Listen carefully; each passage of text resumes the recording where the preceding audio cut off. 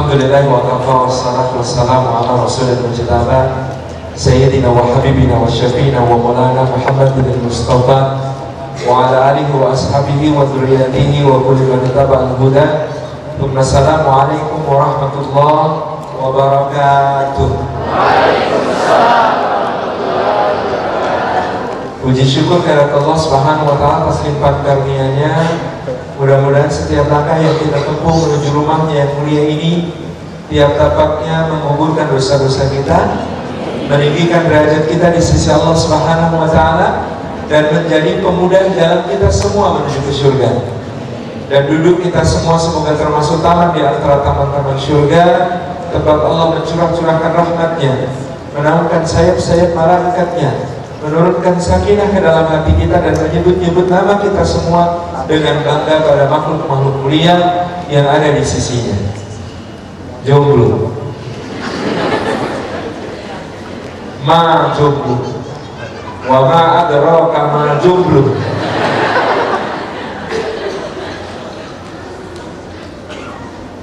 Jadi Allah Subhanahu wa taala itu memberikan kepada kita satu gambaran yang sangat indah di dalam Al-Qur'an Karim tentang pasangan suami istri dalam rangkaian ayat-ayat justru tentang puasa. Allah mengatakan di surah Al-Baqarah ayat ke-187, "Hunna libasul lakum wa antum libasul lahun." Mereka para istri itu adalah pakaian bagi kalian, dan kalian wahai para suami adalah pakaian bagi mereka. Jadi hubungan suami dan istri itu seperti pakaian. Fungsi pakaian itu untuk menjaga kita dari bahaya-bahaya yang mungkin muncul dari luar, dari serangga, dari panas, dari dingin, dari hewan-hewan. Dan fungsi pakaian itu adalah untuk menutupi aurat kita, aib-aib kita, keburukan-keburukan kita yang memalukan dari diri kita. Dan fungsi pakaian itu adalah untuk menghias, memperindah, menjadikannya sebagai sesuatu yang enak dipandang.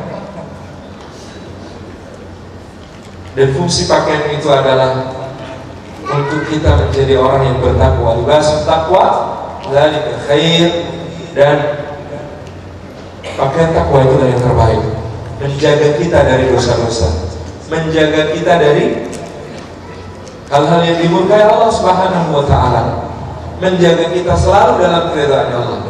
Jadi pakaian itu di dalam Al-Quran menempati satu posisi yang penting kaitannya dengan jomblo, karena dengan penggambaran bahwa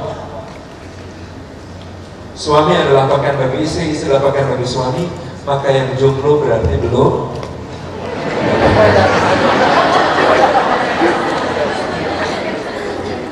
Itulah kenapa kalau agak risi-risi, geli-geli, aneh gitu ya, jadi jomblo itu wajar karena belum berpakaian. Yang aneh, belum berpakaian tetapi pede kemana-mana. Dan pakaian itu menempati kisah yang paling indah dalam salah satu cerita tentang jomblo paling keren sepanjang zaman. Nama jomblo itu Yusuf alaihissalam. Ketika dia dibuang oleh saudara-saudaranya ke dalam sumur, maka saudara-saudaranya membawa pakaiannya yang masih berlumuran darah palsu kepada ayahnya. Pakaian adalah sarana kedustaan saudara-saudaranya kepada Yusuf. Ketika jomblo ini digoda oleh majikannya, maka dia lari dari godaan itu, terobek bajunya, bagian belakang. Baju itulah yang menjadi saksi, pakaian itulah yang menjadi saksi bagi si jomblo ini bahwa dia tidak bersalah. Kalau antum digoda kayak Nabi Yusuf, bajunya sampai bagaimana? Nah, sampai. Kalau Yusuf kan sampai belakang karena melarikan diri. Ada yang bilang, saya sampai samping Ustaz, kok bisa? Saya tidak seolah yang sampai belakang sih, tapi saya juga insya Allah tidak sebejat yang sampai depan. Jadi saya tengah-tengah umatan wasatan. Maksudnya gimana itu?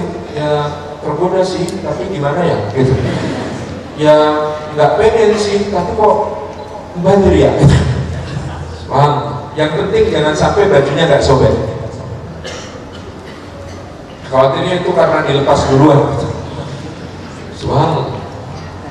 Dan yang ketiga, pakaiannya Yusuf alaihissalam, gamisnya yang dilemparkan ke wajah ayahnya yang sudah buta, yang membuat ayahnya bisa melihat kembali. Kemudian dia menjadi bisa melihat kembali. Jadi kisah tentang jomblo yang paling keren sepanjang zaman ini, salah satu jomblo paling keren sepanjang zaman ini adalah kisah tentang pakaian dalam 3 episode.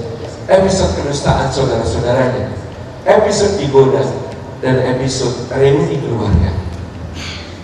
Berarti pakaian itu penting, maka sungguh tidak penting jomblo yang tidak berpakaian, karena mereka tidak berpakaian. Tetapi jomblo adalah manusia yang tidak luput dari ujiannya Allah Subhanahu wa Ta'ala. Allah Azza wa Jalla berfirman di dalam surah Ali Imran ayat yang ke-14, kata Allah Azza wa Jalla, Zuyyina lin-nasi hubbus syahawati minan nisa wal banina wal qanatiril muqattarati minad dhahabi wal fiddah wal khairil musawwamati wal an'ami wal hars, dzalika mata'ul hayatid dunya wallahu indahu husnul ma'ab. Sadaqallahul azim.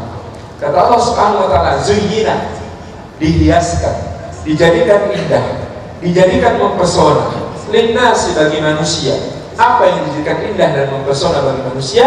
Hubbus syahawati, cinta yang diikuti keinginan untuk menikmati, menguasai.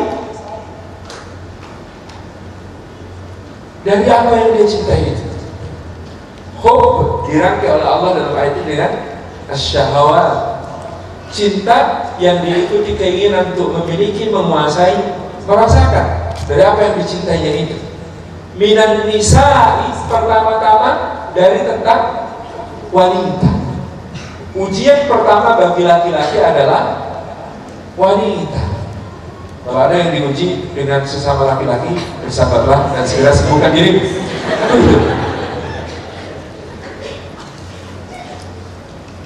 Pasangannya, saya takjub bahwa Allah Subhanahu wa Ta'ala menggunakan kata minan nisa di ayat ini untuk mewakili kedua-duanya. Ujian dengan adanya pasangan hidup. Kenapa minan nisa? Coba nanti tanya kepada bapak, kenapa pak kok senang sama ibu? Kenapa mi? Kenapa pi kok senang sama nami? Ditanya. Oh, sini juga ada Betawi ya. Kenapa B kok senang sama iya?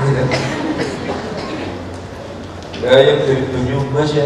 Kenapa bapak kok senang karo biungnya? Coba tanya, apa alasannya? Sulit. Laki-laki akan sulit. Ya gimana ya kamu itu? Bapak sudah senang, ya senang aja. Laki-laki kalau ditanya alasan mencintai pasangannya, itu sulit mendeskripsikan alasannya. Tetapi kalau wanita ditanya tentang alasannya mencintai, maka akan keluar kata-kata sifat. Bu, kenapa sih bisa cinta sama bapak? Bapakmu itu dulu, masya Allah sabar. Kalau ibu marah dia cuma dengerin, gak pernah bantah. Bapakmu itu pinter, dia itu kalau ibu lagi marah dibawain makanan yang enak-enak, makanya ibu jadi gemuk begini. Saya gitu. Ibu bisa menjawab dengan deskripsi. Itulah kesulitan. Minan bisa diuji oleh Allah dengan wanita dan laki-laki itu ujiannya visual sekali. Maka kenapa ada perintah untuk menundukkan pandangan, gitu ya, menahan sebagian pandangan kepada, pertama-tama Allah perintahkan di surah An-Nur 30 itu untuk laki-laki. Wa kullil mu'minina yaghuddu min absarihim wa yahfadhu furujahum. Katakan pada laki-laki beriman untuk menundukkan, merundukkan, menahan sebagian pandangannya. Kata sebagian berarti tidak semua. Seeing itu boleh, yang mulai nggak boleh looking at, apalagi watching. Nah itu kan beda ya. Seeing itu boleh, dan yang namanya seeing yang dibolehkan adalah yang selintas dan tidak diberikan perhatian khusus. Tidak disebut menahan sebagian pandangan, meskipun Anda kemudian menundukkan kepala dan memejamkan mata kalau terjadi sesuatu sebelum itu. Misalnya dulu saya tahun 2005 bersama kawan ada di sebuah Islamic Bookfair, lewat rombongan akhwat di depan, teman saya ini menundukkan kepala dan memejamkan mata. Saya tanya, ngapain bro? Odol basah, bukan, bayangin, astagfirullah. Karena laki-laki ini imajinasinya cepat sekali, ikhwanillah, untuk dimasukkan ke dalam imajinasi. Dia hanya butuh sekali jempret dengan kamera matanya masuk ke imajinasi, luar biasa. Maka nanti ada larangan untuk perempuan gitu ya, menampakkan perhiasan dan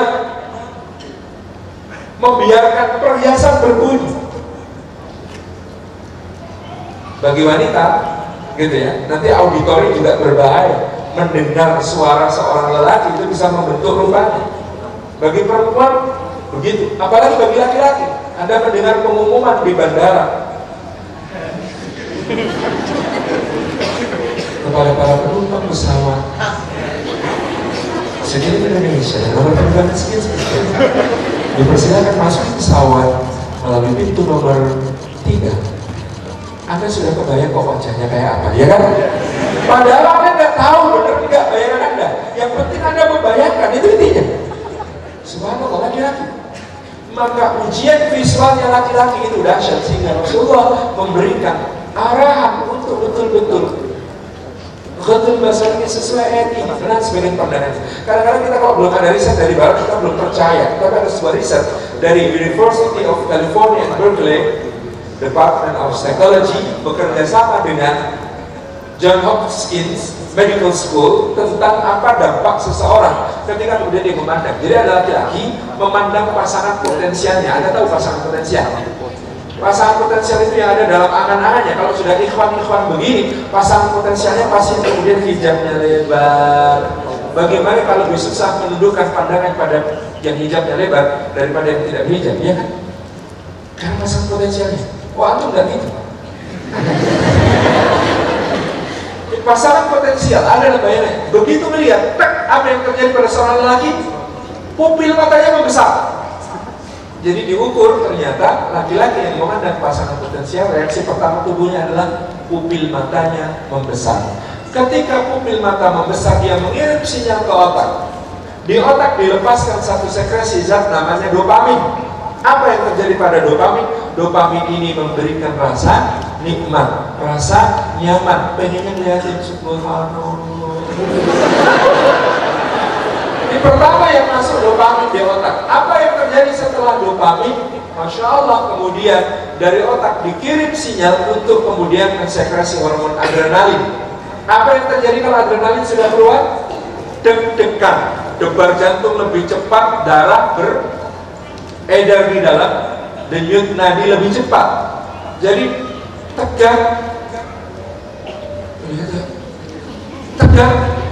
tegang asyik gitu. Tegang asyik. Nanti belum kita sampai berikutnya lagi. Jangan tergesa-gesa. Kalau sudah kemudian adrenalin dipompa ke dalam darah, apa yang terjadi? Dia memberi sinyal. Selanjutnya adalah di keringatnya dikeluarkan gitu ya, feromon. Maka laki-laki yang mengeluarkan feromon itu, keringatnya menjadi sesuatu yang sangat menarik bagi lawan jenis. Bahkan feromon pada kadar tertentu terhirup oleh seorang wanita yang pasangan potensialnya adalah laki-laki itu bisa memicu ovulasi pada perempuan. Sel telur dilepas dari tuba falopi, dari ovarium masuk ke tuba falopi. Artinya apa? Mencium feromon bagi seorang perempuan bisa memicu dia menjadi subur. Oleh karena itu banyak perzinahan itu sukses. Suksesnya sambil begini gitu ya. Maksudnya terjadi kemudian kehamilan. Kenapa? Karena kemudian ini feromon pada lelaki ini memicu wanita untuk berovulasi, apalagi di masa suburnya. Subhanallah. Yang terjadi berikutnya, ini feromon ini risetnya sampai serem juga. Ada cowok disuruh main basket, kemudian cewek-cewek disuruh kemudian melihat cowok yang main basket ini sambil jingkrak-jingkrak menyemangati. Ketika cowoknya selesai main basket, diambil kaosnya. Kaos ini mengandung keringat yang berferomon, gitu kan? Ketika kemudian dia dihirup oleh sekumpulan wanita, maka yang terjadi memang tanda-tanda ovulasi terlihat. Luar biasa. Teman-teman yang insya Allah, apa yang terjadi berikutnya ketika feromon sudah keluar, bahaya kalau dihirup. Laki-laki sih nggak apa-apa menghirup sesama lelaki. Yang berikutnya adalah testosteron kemudian dilepas ke dalam darah. Maka darah itu diarahkan ke organ-organ yang sifatnya erogen, di bibir, dan tentu saja di tempat yang memang itu tujuannya. Gitu.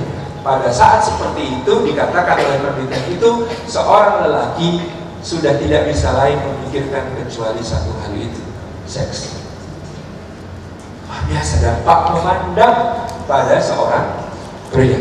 Maka Allah berfirman, katakan pada laki-laki beriman, hendaklah mereka menahan sebagian pandangannya dan menjaga kemampuan. Makanya Anda tahu, coba kalau perhatikan ada ikhwan nangis sama akhwat nangis, yang dipegangi beda. Ikhwan kalau nangis mana yang ditutupin? Mata, begini. Ikhwan kalau akhwat mana yang ditutupin? Mulut. Anda tahu kenapa? Karena Allah tunjukin gimana dosanya yang paling besar.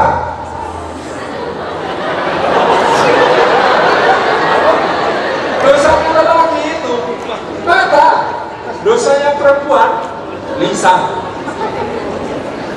Clear itu. Coba nanti perhatikan wanita nangis sama laki-laki nangis, beda. Tangannya mengarah kemana?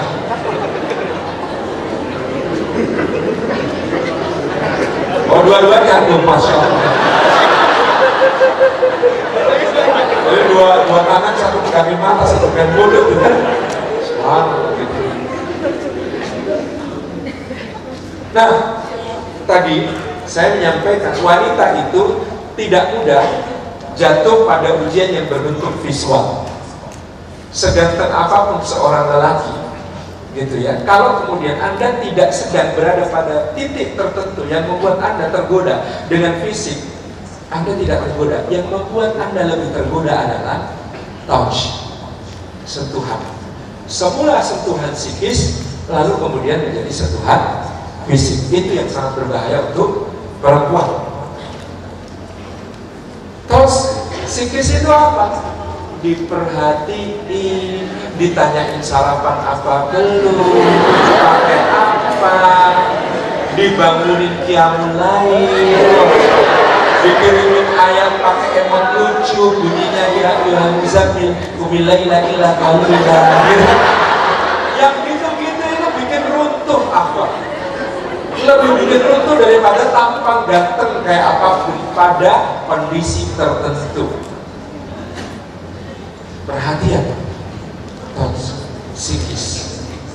Kalau touchnya sudah pada fisik karena sudah semakin nyaman dan semakin dekat, maka bahayanya berlipat-lipat kali. Oke? Tapi ada waktu-waktu di mana perempuan juga visual berbahaya, pemandangannya berbahaya. Di mana itu menurut penelitian puncak berbahayanya wanita memandang adalah 2 hari sebelum ovulasi dan 2 hari sesudah ovulasi, 4 hari itu. Artinya apa? Pada saat wanita sedang subur, maka memandang juga berbahaya. Sehingga Allah juga memerintahkan wa kullil mu'minat yaghdudna min absarihinna wa yahfazna furujahunna. Katakan kepada perempuan yang beriman, hendaklah mereka menahan sebagian pandangannya dan menjaga juga kemaluannya. Di situ. Jadi ujian pertama kita lawan jenis. Dan Allah Subhanahu wa taala sudah memberikan rambu-rambu tahan sebagian pandangan.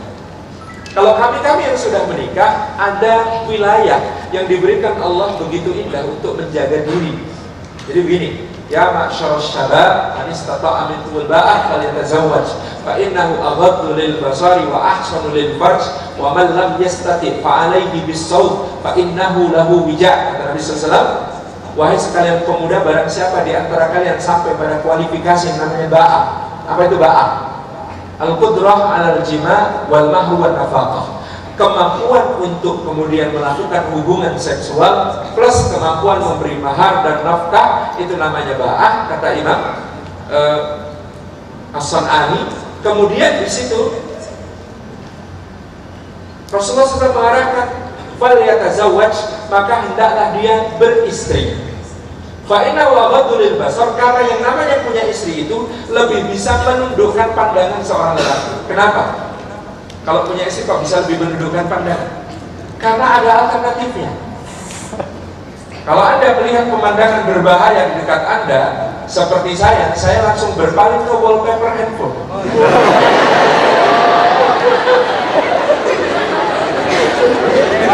Serius. Karena ada alternatifnya, maka menundukkan pandangan bagi laki-laki yang sudah menikah seharusnya lebih mudah. Karena ada alternatif. Tapi coba yang jomblo, alternatifnya itu permukaan bumi. Kan tidak senilai yang dilihat godaannya begitu indah, permukaan bumi hanya hitam doang saja. Sehingga lebih berat bagi seorang jomblo untuk tadi menundukkan pandangan. Wa ahsanu lil farji, dan yang namanya mempunyai istri itu ahsanu. Husn itu artinya benteng, lebih mampu membentengi dia dari berdosa karena kemaluannya. Wa malam yastati, dan barang siapa yang kemudian tidak sampai pada kualifikasi belum mampu, fa alaihi bisawm, maka hendaklah dia berpuasa. Jadi kalau belum mampu menikah, alternatifnya adalah puasa. Meskipun alternatif puasa ini alternatif yang tidak sekuat nikah. Kenapa? Wa innahu lahu wijaa'un, maka yang namanya puasa itu baginya akan menjadi, dulu saya menerjemahkannya benteng, saya keliru. Ahsanu itulah yang artinya lebih bisa membentengi, sementara wija itu artinya yang lebih tepat adalah barikade. Kalau benteng itu pertahanan yang permanen, meskipun tetap aja bisa tembus kalau tidak hati-hati. Tetapi yang namanya barikade jelas-jelas lebih gampang jebol. Kenapa? Puasanya siang, stoketnya malam. Gimana tidak jebol gitu? Ini contoh, gitu ya. Maka yang demikian ini sebuah hal yang kita perhatikan. Nah, ikhwan dan akhwat yang dimuliakan oleh Allah Subhanahu Wa Taala. Sementara itu bagian menikah ada hadis lain dari Rasulullah SAW. Apa itu? Wahai sekalian sahabat, kata Nabi SAW, itu jika salah seorang di antara kalian bertemu dengan wanita yang dijadikan oleh syaitan sebagai penggoda baginya, maka apa kata Nabi SAW? Maka hendaklah dia pulang, temui istri kalian. Karena pada istri kalian terdapat segala sesuatu yang ada pada wanita itu hanya saja lebih suci dan lebih berpahala di sisi Allah Subhanahu Wa Taala. Ya? Jadi kalau ada laki-laki tergoda oleh perempuan di luar sana, segeralah pulang. Ini berlaku bagi yang sudah menikah. Kalau jomblo pulang. Meskipun demikian, hadis ini juga bisa diambil manfaatnya bagi jomblo, gitu ya. Dan kita ingat yang namanya puasa. Jam 12 siang waktu puasa, gitu ya, itu yang namanya es buah itu cantik sekali. Yang namanya es cendol itu seksi sekali. Yang namanya es campur itu menarik sekali. Jam 12 siang saat kita berpuasa. Tapi begitu saat berbuka puasa tiba, air putih 3 butir kurma rasanya telah menepiskan semua godaan es cendol yang seksi, es buah yang cantik, maupun es campur yang menarik. Ya, betul. Maka ambillah istifadahnya, wahai para jomblo, bahwa menikah itu yang terpenting bukan soal cantik, menarik atau seksi, tapi soal air putih. Carilah yang bening, gitu Pak. Bening luar dalam, bening akhlaknya, bening agamanya, bening imannya, bening amal solehnya. Air putih cukup. Karena air putih itu kalau kita syukuri kepada Allah Subhanahu Wa Taala, misalnya ini air putih, kita syukuri betul-betul kepada Allah. Masya Allah, Allah menurunkan hujan, atau bahkan sebelumnya Allah membuat lautan kena panas matahari lalu menguap jadi awan, awan berarak, lalu turun hujan, hujan membasahi bumi, masuk ke celah tanah, masuk ke celah batuan, mengalir sampai kemudian nanti dia muncul di satu mata air, dimasukin ke dalam botol, lalu sampai ke sini, misalnya gitu. Kita tafakur begitu, itu meskipun cuma air putih, kalau kita tafakurnya betul-betul bersyukur kepada Allah,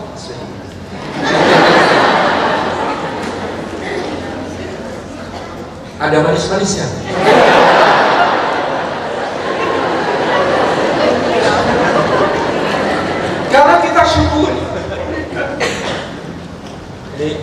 Nah dengan begini pernah di satu forum ada bapak-bapak nyeletuk, oh jadi yang di rumah itu cuma kayak air putih Ustaz. Ya enggak Pak, yang di rumah itu bisa jadi ya jus alpukat, sop buah gitu kan. Oh cocok Ustaz, di rumah itu memang kayak jus alpukat dan sop buah. Maksudnya gimana Pak? Ya makin tambah umur makin berlemas. Astagfirullah.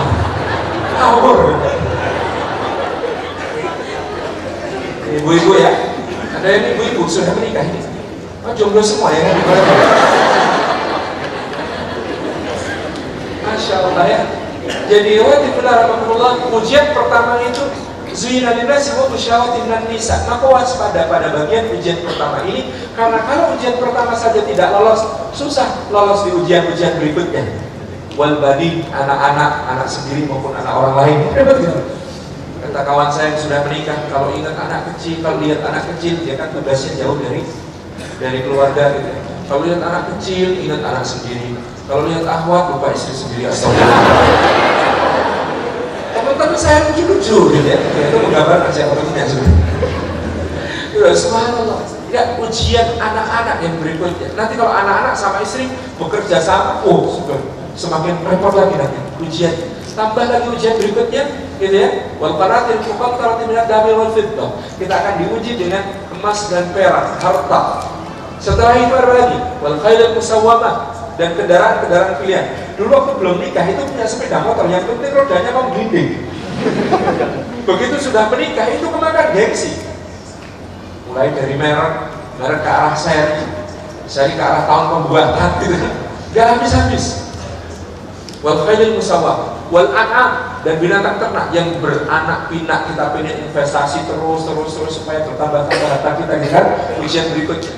Wal hars, dan terakhir sawah ladang. Sawah ladang itu properti yang jumlahnya di bumi gak naik tapi harganya naik terus. Itulah dulu kesalahan iblis ketika menuduh bahwa api lebih baik daripada tanah.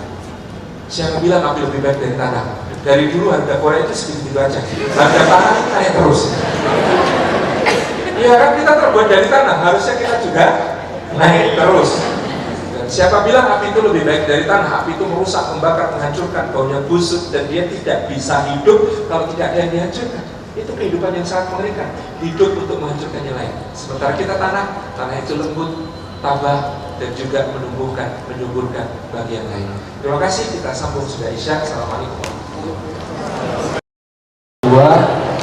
Masih tema yang sama. Untuk waktu yang dapat, saya usahakan.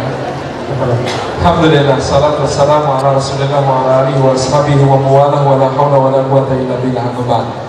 Baik, firman dan akhwat yang dimuliakan oleh Allah Subhanahu wa taala, kita hidup di zaman yang saya kira godaan zaman antum itu lebih bervariasi daripada godaan zaman saya. Di zaman saya kita belum bisa bikin story di Instagram yang bisa dikomen orang, kan gitu. Saya sudah berada di zaman dimana saya gendong anak, di story saja ada komentar, ini subhanallah jadi pengen nyium bapaknya. Jadi kita tahu gitu ya, ini zaman yang semakin berat ujiannya. Maka saya justru mengajak kita untuk segera dewasa ketika Allah memberikan kepada kita yang namanya cinta. Cinta bagi jomblo adalah ujian karunia yang dua-duanya harus disikapi dengan benar-benar. Islam ini indah sekali. Dia tidak meminta kita untuk menyangkal cinta. Dia juga melarang kita untuk mengubah cinta. Yang diinginkan oleh Islam adalah mengendalikan cinta, menjadikan cinta itu sebagai sarana beribadah kepada Allah Subhanahu wa taala. Kalau belum tiba waktu yang memungkinkan bagi kita untuk menjadikan cinta ini wasilah ibadah yang seluas-luasnya, seperti dalam sabda Nabi sallallahu alaihi wasallam, lam yura lil mutahabbaini mithlun nikah. Tidak tampak indah bagi dua orang yang saling mencintai yang seperti pernikahan. Di dalam pernikahanlah tersedia wadah yang paling luas, yang paling bebas untuk mengekspresikan cinta tersebut. Maka bagi kita yang kemudian pada saat itu terasa belum sampai pada kapasitas yang disebut oleh Mbak tadi, waktunya untuk kita semua kemudian mempersiapkan diri menuju kepada satu kata itu, nikah. Oke? Jadi begitu cinta datang, gitu ya, maka kita mulai merasionalkan cinta itu dalam bentuk persiapan-persiapan kita menuju pendewasaan sejati, menuju ke satu kehidupan yang di sana cinta akan kita bangun, bukan sekedar jatuh. Kalau Anda sekarang jatuh, nah jatuh itu sakit, jatuh cinta. Kalau bagi apa jatuh cinta itu kayak masukin ayam ke dalam kamar. Anda tahu gimana repotnya kalau ayam masuk ke dalam kamar? Meskipun kita satu saat nanti berhasil mengusir ayamnya keluar, apa yang terjadi? Kamar kita sudah berantakan duluan. Itu repotnya. Maka memanagenya, mengaturnya betul-betul menjadi satu prioritas kita. Kalau kita sudah kenal cinta, maka pertama yang kita pikirkan adalah bagaimana kita mempersiapkan ruhiyah kita menuju kehidupan di mana cinta mendapat ekspresi seluas-luasnya, yaitu nikah. Jadi sejak sekarang persiapan ruhiyah kita untuk menjadi seorang yang dewasa, yang cinta mengenal di situ ada tanggung jawabnya, yang di situ cinta ada komitmennya, yang di situ cinta ada satu yang membawa kita pada niat ibadah kepada Allah Subhanahu wa taala. Maka pertama persiapan ruhiyah. Di mana persiapan ruhiyah tentang cinta ini soal bagaimana kita mengeja cinta kita dalam kerangka ibadah kepada Allah. Siapkan ruhiyah kita untuk misalnya menggapai takdir Allah apapun itu di dalam keimanan. Contoh, bahwa kita menyadari jodoh itu tidak ada yang sempurna. Karena kalau ada yang sempurna, dia tidak memerlukan kita. Itu masalahnya. Jodoh itu adalah perkara mencari yang tepat. Dua yang tidak sempurna, yang ditakdirkan Allah untuk saling menyempurnakan. Itulah jodoh. Maka kita mengimani bahwa jodoh itu sudah tertulis di Lauhul Mahfuz di sisi Allah Subhanahu wa taala. Dan kita dalam hidup lalu memahami kita ini terlalu sering terjebak cinta lokasi. Waktu masih SMP, ada paling cantik di seluruh sekolah SMP kita, paling menarik. Kita cinta sama dia. Begitu masuk SMA, ternyata yang paling cantik di SMP tinggal satu di antara beberapa yang lain. Maka kita kemudian tergila-gila pada bunga sekolah waktu SMA. Begitu masuk kuliah, ternyata bunga sekolah waktu SMA itu tidak ada apa-apanya dibandingkan dari daerah lain. Gak habis-habis. Kalau kita tidak segera dewasa soal ini, nanti setelah menikah juga tidak habis-habis. Udah punya istri, ternyata apa yang bisa dari istri saya ya? Yo ada. Masih ada, gitu kan? Karena tidak habis-habis mencari. Maka disitulah kita kemudian memahami bahwasanya cinta bukan cuma soal ketertarikan, tapi cinta adalah soal bagaimana kita memilih dengan pilihan yang paling kita pasrahkan kepada Allah. Pilihannya itu persiapan ruhiyah. Tidak ada jodoh yang sempurna. Dia sudah tertulis di Lauhul Mahfuz untuk kita. Tidak akan tertukar. Tidak akan datang terlambat, hanya datang di saat yang tepat. Meskipun ada rumusnya, jodoh itu di tangan Allah. Kalau nggak diambil ya di tangan Allah terus kan.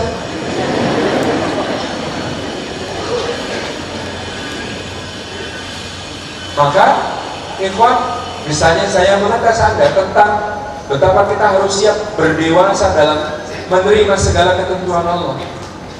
Antum pilih tipe istri yang mana? Tipe Khadijah atau tipe Aisyah? Dua-duanya. Semua pilih loh. Pilih tipe Khadijah atau tipe Aisyah? Ada yang pilih tipe Khadijah, lembut, keibuan, baik hati, tidak sombong, gemar sedekah, pintar kelola bisnis, penuh pengertian. Mau yang begitu? Istri kayak Khadijah mau? Mau. Selisih usia nggak masalah ya? Mikir. Satu sampai takjub pada satu renungan. Kalau Anda punya anak laki-laki ganteng, keren, pujaan banyak wanita, akhlaknya mulia, pinter dagang, amanah, digelari al-amin oleh lingkungannya, kepikir tidak Anda jadi orang tua untuk nikahkan dia dengan seorang wanita yang jauh lebih tua dan sudah 2 kali menjanda? Kalau Anda jadi bapaknya, pura-puranya lah, saya tahu antum belum anak, gitu ya. Tapi coba Anda bayangkan perasaan jadi seorang bapak atau ibu punya anak laki-laki kayak begitu. Bu, gimana rasanya? Mungkin nggak Anda kemudian nikahkan anak laki-laki Anda yang kayak begitu kualifikasinya tadi dengan seorang yang sudah menjanda 2 kali dan usianya jauh lebih tua? Kita sepakat Allah itu yang paling sayang kepada Muhammad SAW, betul?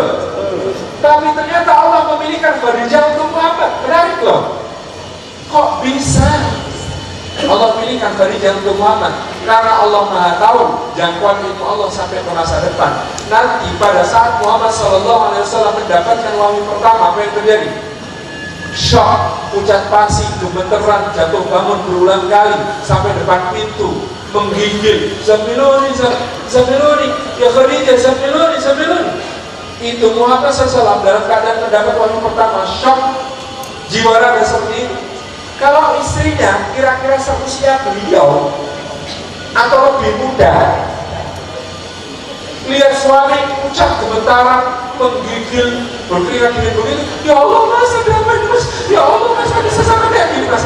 Kan ikut panik, ya kan? Beda sama Khadijah, dia sudah pernah menangani kasus-kasus yang lebih berat di suami sebelumnya, ya kan? Jadi responnya jadi tepat. Masya Allah, buntut masuk ke kamar, masukkan ke dalam kamar, dibaritkan di ranjang, selimutin, tinggalkan. Karena wanita ini tahu lelaki yang sedang ada masalah perlu diberi ruang untuk menyendiri, berkontemplasi dan merumuskan solusi. Ya. Kadang-kadang wanita yang menikah tanpa ilmu dan lelaki yang menikah tanpa ilmu, mereka merusak pernikahannya dengan kebodohan. Bukan karena kurang cinta, mereka sangat mencintai pasangannya. Tapi coba perhatikan, ada banyak lelaki mencintai istrinya dengan cara mencintai sesama lelaki. Dan ada banyak perempuan mencintai suaminya dengan cara mencintai sesama perempuan. Padahal cara mencintai lelaki berbeda dengan cara mencintai perempuan. Coba kalau bapak ada masalah, kan curhat sama temannya, duduk di tangga berdua, kepalanya diletakkan di pundak temannya, tangannya saling menggenggam, nangis bareng di situ sampai plong. Pernah kebayang ada 2 cowok begituan? Serem bro. Beda. Laki-laki kalau ada masalah, terapi yang kita lakukan pada sesama teman, kita tahu teman kita lagi ada masalah, gak mungkin kita begitu bang. Kita pasti akan tepuk pundaknya dan mengatakan, aku tahu kamu bisa selesai, oke? Kalau kamu perlu bantuan, aku ada. Tapi aku percaya kamu bisa selesai sendiri. Gitu kan kalau laki-laki? Iya, beda. Saya kok jadi serem bayanginnya kan? Gitu kan? Dan ada banyak wanita mencintai suaminya dengan cara mencintai perempuan. Suami lagi ada masalah, dipaksa curhat. Pulang, tasnya dilempar, tubuhnya dipaskan ke sofa, kakinya lepas sepatu, langsung tidak pakai tangan, cuk, gitu. Kemudian dipalak begini. Kan berarti lagi ada masalah, ya. Istri kan pasti bertanya, ya, mas, ada masalah apa? Suami di dunia ini jawabannya sama. Jangan khawatir, ada apa-apa. Maka istri yang baik tadi tetapi kurang ilmu tadi akan mengatakan, mas, aku kan kalau ada masalah udah cerita sama mas, masa mas gak mau cerita sama aku? Di dunia wanita, kalau anda punya masalah, anda sharing. Sharing is caring. Bagi laki-laki, sharing adalah menunjukkan aku lemah, gitu aja cerita-ceritain. Ya kan, kita merasa lemah kalau masalah kita diketahui orang. Itu aja cerita, itu aja curhat, lemah. Gitu, beda, psikologisnya beda. Suami bermaksud baik, dia tahu istrinya ngurusin rumah, ngurusin anak, ngurusin paut, ngurusin bedroom, ngurusin arisan, pengajian, macam-macam. Bahkan dia berkata pada istrinya, udah kode ini masalah kantor aja kok, biar aku aja yang pusing mikirin, kamu gak usah ikut terbuka mikirin ya. Maksudnya suami baik, tidak ingin menambah beban istri. Apa kata istri? Oh jadi mas gak percaya sama aku. Di dunia lelaki tidak ingin cerita itu karena tidak ingin menambah beban. Di dunia wanita tidak mau cerita berarti tidak percaya. Maka gugatannya lebih tinggi lagi. Jadi selama ini ceritanya sama siapa? Kalau aku mulai curiga ya, panjang urusan. Siapkan ruhi. Coba bayangkan. Berarti kesimpulannya Allah itu memilihkan untuk Muhammad bukan yang sempurna, tetapi yang paling tepat. Ada yang bilang tipe Aisyah, mau istri tipe Aisyah, cantik, energik, sportif, bisa diajak lomba lari, romantis, bisa berpuisi, hafal 40.000 bait syair, bisa nonton bareng, duduk di pangkuan, pipi nempel pipi, adegan-adegan bersama Aisyah kan yang begitu-begitu. Makan anggur, berdua, suap-suapan, gak pakai tangan. Nggak usah bayangin.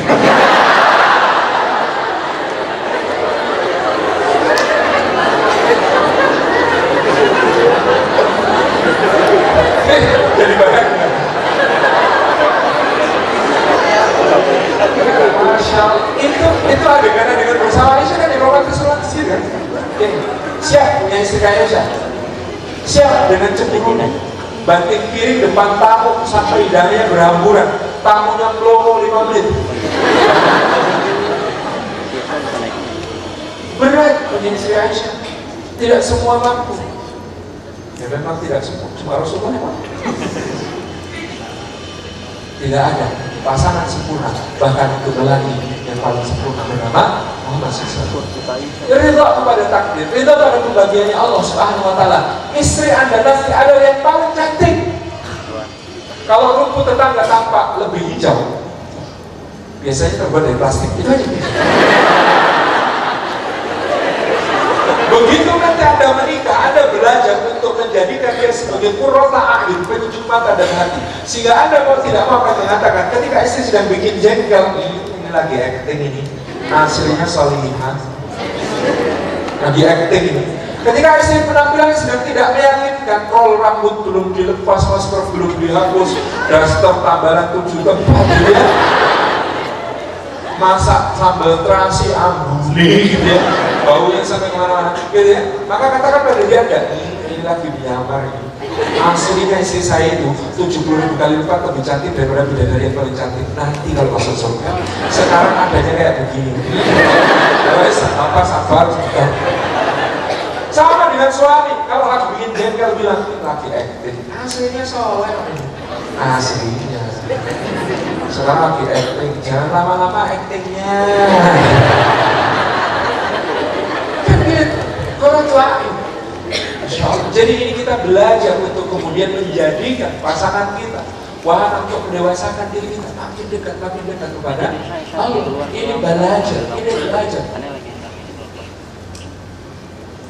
Takdir yang kemudian diberikan oleh Allah SWT kepada kita. Wahai jomblo, persiapan ruhiyah untuk nanti ridha kepada ketetapan Allah, untuk ridha pada keadaan apapun pada pasangan Anda.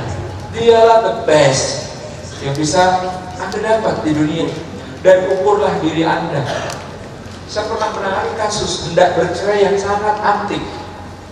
Ini zaman dulu, ketika kemudian karya saya salah satu teman FLP dibaca di mana-mana. Ada seorang suami datang kepada saya dan mengatakan, Ustaz, saya menceraikan istri saya. Kenapa mau diceraikan?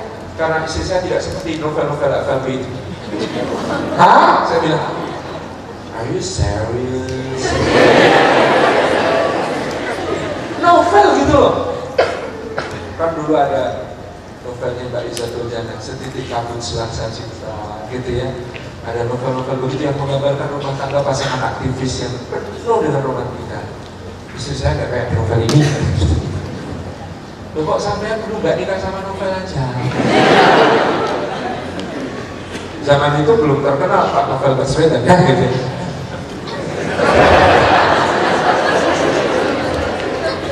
Itu. Ya Akhirnya setelah melalui pembahasan, pemahaman, dia mengerti, oh gitu ya saya. Jadi saya ini harus berobsesi, jangan ekspektasi. Tahu bedanya? Ada sekarang yang hits apa sih? Cerita Islami yang hits apa sih? Ayat cinta masih hits ya. Ayat cinta 2 kemarin nonton enggak? Apa? Aku harus kasih contoh apa dong? Kalau Anda baca gitu ya, misalnya ayat cinta, lalu Anda membayangkan, wahai Ahmad, dia punya suami kayak Fahri, karirnya keren sampai ke Inggris, solih, baik hati pada tetangga, gini-gini. Itu namanya ekspektasi. Orang yang berekspektasi ketika memasuki dunia nyata, dia akan kecewa. Dewa juga begitu. Enak ya jadi Fahri punya istri Aisyah, terus habis itu nikah sama siapa? Kok jadi jawabannya Fahri itu yang dulu. Kuliah. Bagus. Kemudian ada Hulia, gitu ya. Ternyata kemudian dioperasi plastik. Tapi operasi plastiknya beneran, gitu.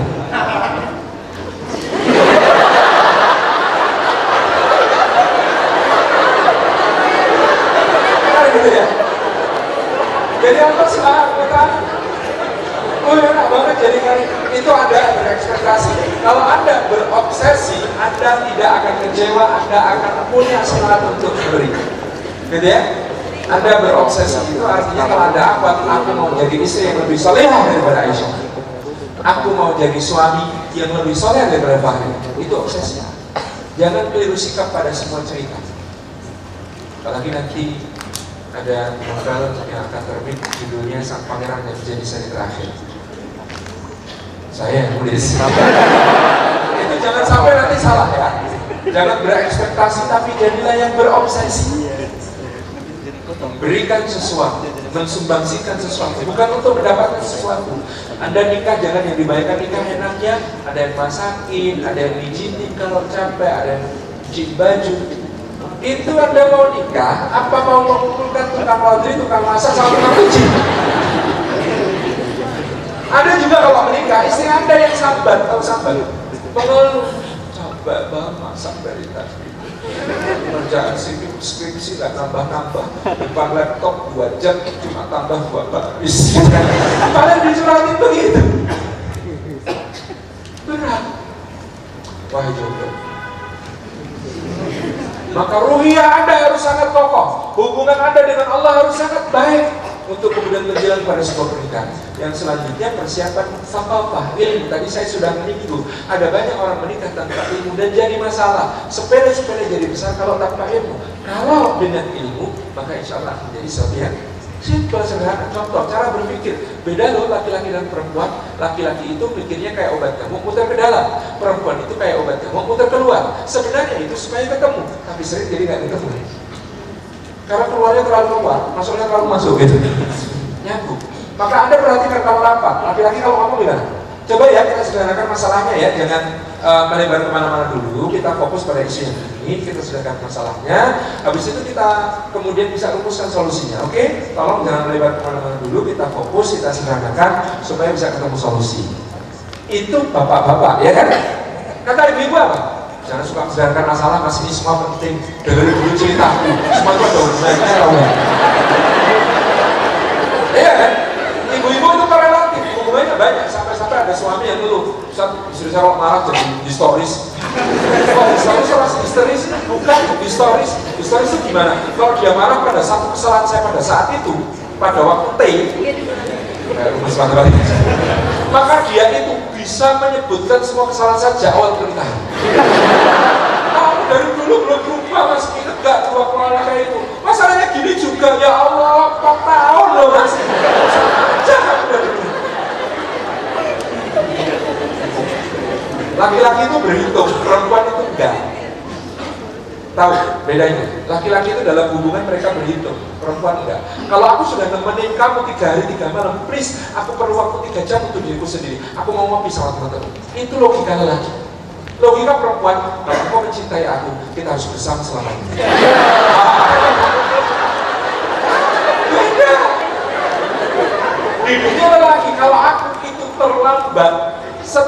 jam, marahnya jangan kalau aku kayak terlambat 5 jam. Bagi wanita, terlambat adalah terlambat setengah 25 jam saja. Berhitung, ini enggak. Di dunia lelaki, apa ya yang ada berarti? Berhitung tadi. Kalau aku dulu salahnya itu 18 poin salah, gitu ya. Sekarang aku cuma 9 poin salahnya, maka tolong marahnya jangan kayak aku salah 18 poin. Aku sudah berusaha loh. Laki-laki begitu, kata perempuan, kalau berusaha itu hijrahnya total mas. Bagi lelaki, salah 3 itu masih dapat 7. Bagi perempuan, salah itu nggak lulus. Ini contoh persiapan ilmu. Yang ketiga, persiapan fisik. Nanti Anda fisiknya kalau sudah menikah ini perlu menjadi sangat sehat, nggak kayak Anda sekarang. Maka persiapan baik-baik, jangan sampai menu makan Anda itu pagi Indomie, siang Sarimi, malam Super. Jangan sampai menu makan Anda itu, gitu ya. Anda ini punya tanggung jawab melahirkan generasi penerus yang lebih baik. Anda berdosa kepada Allah dan berdosa kepada bangsa Indonesia kalau Anda merusak tubuh Anda dengan gizi yang tidak baik, gaya hidup yang rusak, gitu ya. Ini sudah masih jomblo kok perutnya sudah mendahului karir misalnya. Payah gitu. Yang rata loh. Ini soal Masya Allah. Yang amat juga begitu. Selesaikan semua masalah-masalah kesehatan, apalagi yang berhubungan dengan misalnya reproduksi. Kalau punya keputihan segera sekarang obati ke dokter, gitu ya, karena keputihan biasanya juga ada kemerahan yang itu bahaya, gitu kan, infeksi, bakteri, macam-macam. Selesaikan. Ikhwan juga begitu, apalagi kalau penyakitnya menular. Jangan sampai nanti luarin istri. Contoh, panah kada surat. Selesaikan sekarang.